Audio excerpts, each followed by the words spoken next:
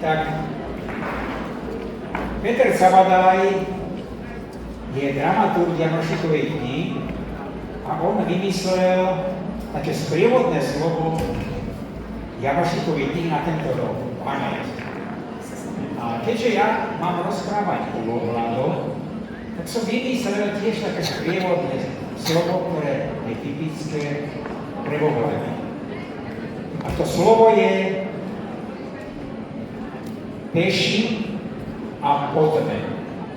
Lebo naozaj tieto dve slova, peši a potme, hovoria o všetkom, čo vtedy, keď ja som bol mladý, ja už ťahám teraz 80 rok, ale keď som bol mladý a zvedavý, tak a vedel som aj spievať, tí starší, ktorí už boli vyškolení na tie ohľady, tak ma občas aj zobrali.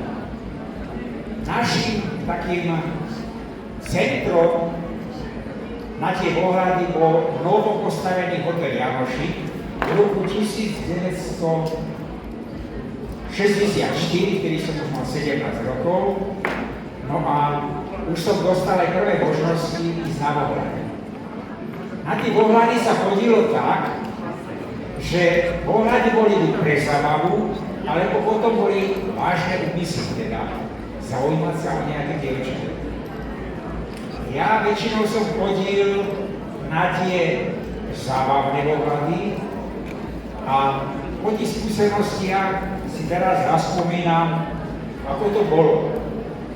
V Janošiku sme si urobili náladu, vypili sme nejaké pivo, možno aj kordesy, ja som kordesa ti nechám na bok. A sledoval som, pretože som bol malého zrastu, tak mňa ani nejako do popredia nedávali. Ale pamätám si, tí, čo boli výrečníky, vedeli rozprávať, tak keď sme prišli k tej drevenici, tak niektorí z tých mladencov povedali: Strina, alebo Bystriku, otvorte, keby ste vedeli, nejakí sú tu pekní mladenci, majú ksichty vyžehlené, kurbičkovú múku posypané, otvorte, nebuďte takí prosení ako na sviatky do jedzenia. Veď sa vám tu aj zajace kolobieškujú na dvore.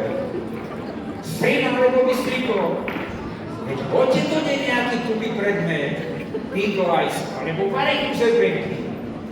Takže takto nejako sme hľadali to riešenie. Samozrejme, potom rodičia rozhodovali, buď otvorili, alebo neotvorili. Ale keď ja som mal záujem taký vážnejší, že som chcel ísť dievčatu, na ktorom mi záležalo, tak som si nebral takú veľkú partiu a išli sme dvaja. Lebo raz išiel on so mnou, druhý raz som išiel ja s ním. Niekedy sme sa aj vychodili, niektoré deti nechceli otvoriť, lebo o tom rozhodovali väčšinou aj tí rodičia. No a keď to štartovné miesto sme mali pri hoteli Janošik, tak tam v tej dobe, v tých 60 rokoch, Alois Kvasek robil nočného strážnika. On vtedy už mal 80 rokov, možno že aj viac. A veľmi chcel ako s nami, jednoducho on ako keby patril medzi nás. V tej dobe do hotela Janošik chodili zajazdy a hlavne z Čiech. Boli tam pekné dievčatá, ktoré v porovnaní s našimi boli zhovorčivejšie. My sme ako toto uvítali, no ale viete, tak to bývalo, že ten pán Kvastek potom robil s nami poriadky tak, keď videl, že sme tam niekde pod tými oknami, že tam máme nejaké tie známosti, no tak starý pán Vojzo Kvastek vyšiel, u dverám, zabúchal a teraz výchovovateľ, ktorý to mám na starosti, počul, no jednoducho zakázal, ako bolo po všetkých paradách na nejaké ohľady a stretnutia. No a keď spomínam Vojza Kvasteka, tak by som rád teraz povedal aj nejakú veselú príhodu, ktorá sa spája s túto Terchovskú legendu. Ja okrem toho, že som 40 rokov hral, ale už teraz nehrám 16 rokov, teraz fotografujem tieto podujatia, tak som sa rozhodol ako maliar, že si namaluje portrét pán Lojzo Chvastek bol natešený, lebo už predtým som mal výstavu a na tej výstave nevidel svoj obraz, tak troška bol na mňa ako taký nahnevaný. Tak som jednoducho sa rozhodol, že áno, musím mať portrét Lojza Chvasteka. Prišiel, pozval mi a teraz on bol nedisciplinovaný pri tom pozovaní a mne chýbali skúsenosti vytvarníka. Viete, ja som rád kreslil, ale Lojza Chvasteka, keď som mal doma, tak to bola autorita, trocha tá tréma, to všetko fungovalo. Bol som nutený tú malbu dokončiť z fotografie, ktorú som si tú kompozíciu vytvoril a po mesiaci, keď bol obraz hotový, tak som ho zavolal a hovorím, pán Chvastek, príďte pozrieť a zhodnotiť moju prácu. On prišiel a hovorí, máš zlaté ruky, veď je to lepšie ako v skutečnosti. A ja mu hovorím, pán Chvastek, ale zdá sa mi, že som vám urobil malé oči. Hovorí, nič s tým nerob, to je veľmi dobré.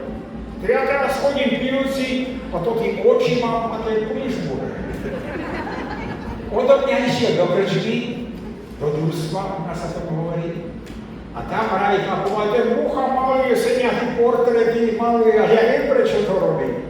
Veď za taký portrét Chvasteka dostane, keľo bude chcieť. No, takže poviem teraz ďalšiu príhodu.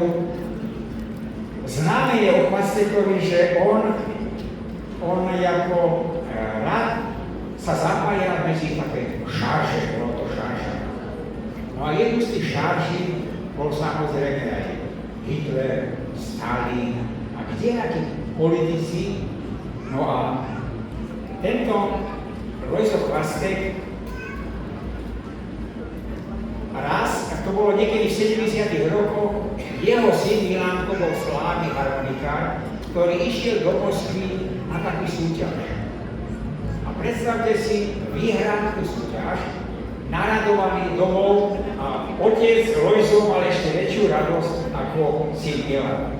A v krčme sa chváli a keď už toho Milana tak glorifikoval, tak nakoniec povedal, si predstavte, vyhral laureáta Moskvy a cenu mu odovzdával sám Chruščov.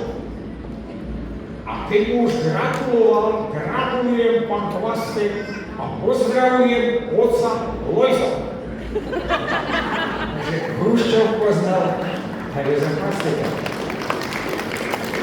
Ďalší taký príbeh, starý pán Lojzo Chvastek bol v šturm batalióne Kragujevac.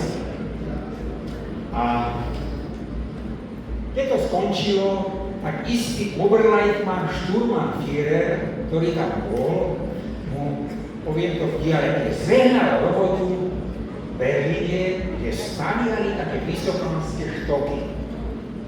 A on hovorí, a čo sa mi stalo? Keď som už stal na ten najvyššinejším štoku, odkiaľ boli ľudia len ako Škedlíková hlavička. A ja som kopnul do prázdneho kalfasa od Malty a ten kalfas letí a spadnul rovno Adolfovi na hlavu. Ten vyťahol brovy, mierí na mňa a ja kričím z hora, Adolf! A čo si sprostíme, to som ja, Lojzo Chvastek z Terchovej. Schoval brovy, hovorí, prepáč Lojzo, ja som nevedel, že si to ty.